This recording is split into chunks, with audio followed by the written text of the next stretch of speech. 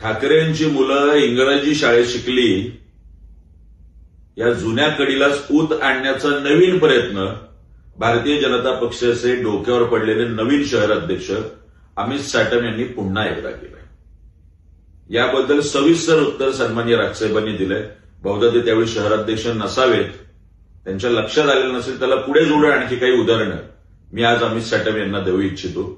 आपण संबंधित या व्यक्तींच्याही हिंदुत्वावर शंका घेणार आहात का, याबद्दल आता ऐका नीट, उघडा डोळे आणि वाचा नीट.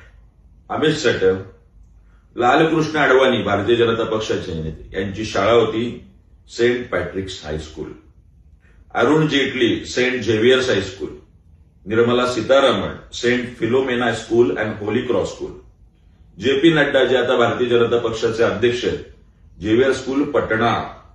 पियुष गोयल जे आता बहुधा रेल्वे मंत्री आहेत, डॉन बॉस्को हायस्कूल माटुंगा. आणि हो, सन्माननीय राजसाहेबांच्या नातवावर आपण बोललात, पुढची दोन उदाहरणं त्यासाठी. Amruta madam Fadnavis saint Joseph convent school Nagpur.